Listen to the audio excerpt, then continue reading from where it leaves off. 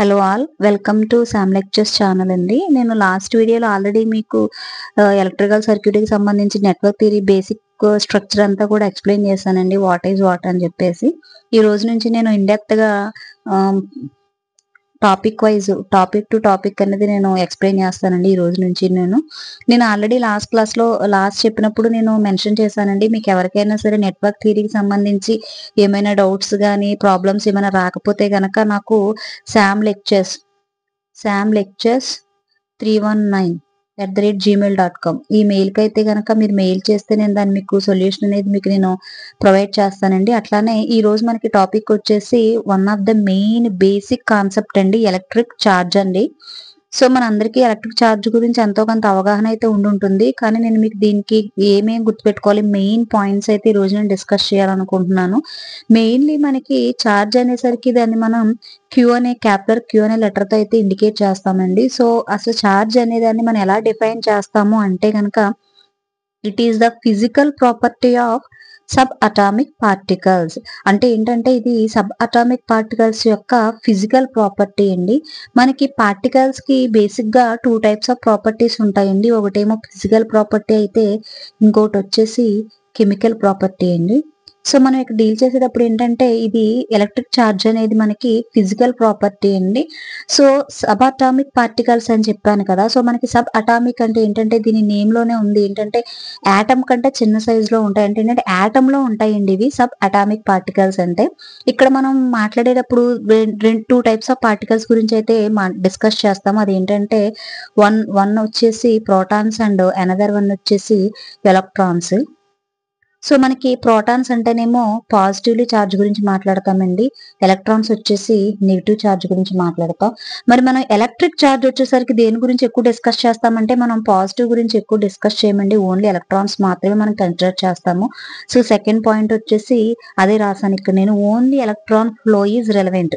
Only మనం electrons నే తీసుకుంటామండి, ప్రోటాన్స్ ని కన్సిడర్ చెయ్యం. కానీ మనకి పాజిటివ్ ఛార్జ్ కూడా ఉంటుందండి. పాజిటివ్ ఛార్జ్ ని మనం ఎందుకు కన్సిడర్ చేయము అంటే కొన్ని సర్క్యూట్స్ లో అయితే పాజిటివ్ ఛార్జ్ ఉంటుంది.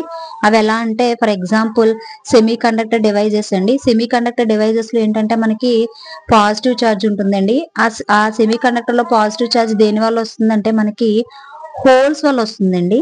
సో కానీ మనకి ఇక్కడ కమింగ్ టు మన ఎలక్ట్రికల్ సర్క్యూట్స్ లో ఏంటంటే మెటల్స్ లో ఏంటంటే మనకి హోల్స్ ఉండవు కాబట్టి మనకి ఏంటంటే పాజిటివ్ ఛార్జ్ గురించి మనం ఎక్కువ మాట్లాడమండి, ఓన్లీ మనం నెగిటివ్ ఛార్జ్ గురించే మాట్లాడతాం. కాబట్టి మనం ఓన్లీ ఎలక్ట్రాన్ ఫ్లోని మాత్రమే మనం కన్సిడర్ చేస్తామండి. సో డెఫినేషన్ వచ్చి it is the property of physical property of subatomic particles అండి. అవి ఓన్లీ ఆ పార్టికల్స్ లో వచ్చేసి మనకి ఓన్లీ ఎలక్ట్రాన్ ఫ్లోని మాత్రమే మనం కన్సిడర్ చేస్తాము. నెక్స్ట్ వచ్చేసి మెయిన్ ఇంపార్టెంట్ అండి, ఇది కూడా చాలా చాలా ఇంపార్టెంట్ పాయింట్ ఏంటంటే charge is quantised.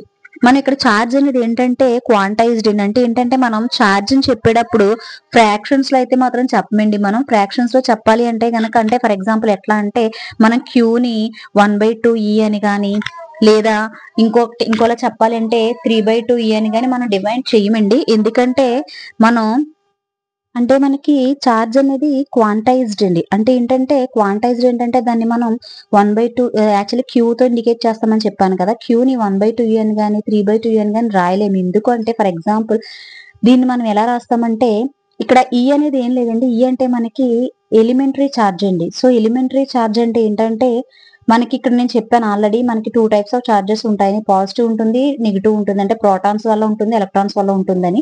So single proton or single electron యొక్క ఛార్జ్ నే మనం ఏమంటామంటే ఎలిమెంటరీ ఛార్జ్ అంటామండి.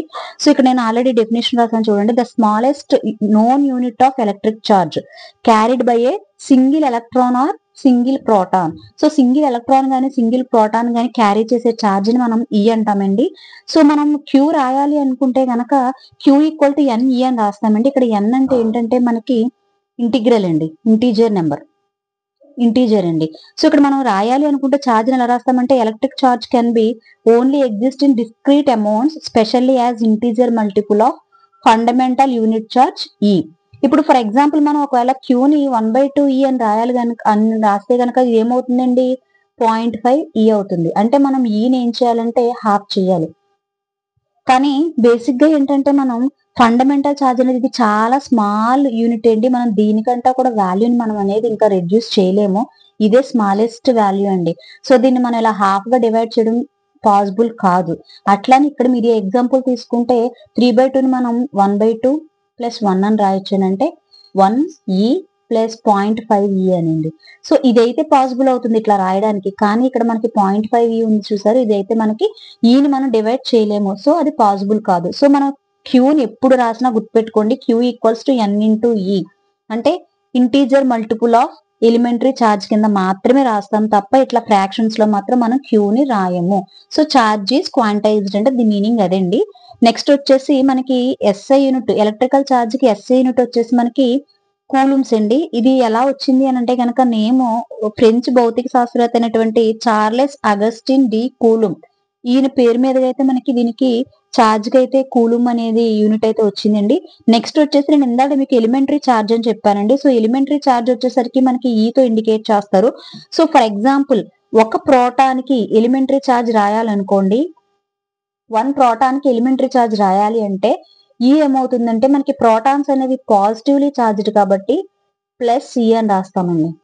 అలా కాదు 1 ఎలక్ట్రాన్‌కి మనం ఎలిమెంటరీ ఛార్జ్ రాయాలి అంటే ఎలక్ట్రాన్స్ అనేవి నెగెటివ్‌లీ చార్జ్ కాబట్టి మైనస్ సి రాస్తామండి. అంటే ఏంటంటే ప్రోటాన్ యొక్క ఎలిమెంటరీ ఛార్జ్ మనకి ఎంత అవుతుందంటే 1.6 × 10⁻⁻9 కూలుమ్స్ అయితే ఎలక్ట్రాన్‌కి ఏమవుతుందంటే 1.6 × 10⁻⁻19 కూలుమ్స్ అవుతుందండి. సో ఇట్లా మనకేంటంటే ఇది వస్తేనేమో ప్రోటాన్ అయితే పాజిటివ్ అని తీసుకుంటాము. ఎలక్ట్రాన్ అయితే నెగెటివ్ అని తీసుకుంటామండి. అట్లానే మనకి కూలుమ్ ఇది ఇంపార్టెంట్ అండి. ఎలక్ట్రాన్ కి ఈ వాల్యూ మాత్రం చాలా ఇంపార్టెంట్. E = 1.6 × 10⁻⁻19 కూలుమ్స్ అనేది చాలా ఇంపార్టెంట్. అట్లానే మనకి 1 కూలుమ్ అనేది కూడా చాలా ఇంపార్టెంట్ అండి. 1 కూలుమ్ ఈజ్ ఈక్వల్స్ టు ఇక్కడ కూలుమ్స్ అన్నాం కదండి. దీని నుంచి మనం రాసుకోవచ్చు. ఎట్లా అంటే 1 కూలుమ్ ఈజ్ ఈక్వల్స్ టు ఈ ఫ్రాక్షన్ అంతా ఇటువైపు వస్తే ఏమవుతుందండి 1/1.6 × 10⁻⁻19 ఇటు సైడ్ ఈ ఉందంటే ఎలక్ట్రాన్స్ ఈజ్ ఈక్వల్స్ టు ఇది ఏమవుతుందంటే మనకి 6.25 × 10⁸ ఎలక్ట్రాన్స్. సో దీన్ని బట్టి మనకి ఏంటంటే ఈ రెండు మనకి ఇంపార్టెంట్ అండి. ఏంటంటే 1 elementary charge is equals to E = 1.6 × 10⁻⁻19 coulombs. అలానే మనకి 1 coulomb is equals to 6.25 × 10⁻18 electrons. So this is for electric charge అండి. నేను మీకు నెక్స్ట్ క్లాసెస్ లో ఏంటంటే ఎలక్ట్రికల్ కరెంట్ గురించి అయితే డిస్కస్ చేస్తాను. అసలు కరెంట్ అంటే ఏంటి, ఎన్ని టైప్స్ ఆఫ్ కరెంట్స్ ఉన్నాయి, కన్వెన్షనల్ కరెంట్ అంటే ఏంటి, ఎలక్ట్రాన్స్ కరెంట్ అంటే ఏంటి, అసలు కరెంట్ అనేది స్కేలార్ ప్రోడక్టా వెక్టార్ ప్రోడక్టా ఇవన్నీ ఎక్స్ప్లెయిన్ చేస్తానండి. సో కాబట్టి నా వీడియోస్ అన్ని కూడా మీరు ఫాలో అవుతూ ఉండండి. Thank you for watching.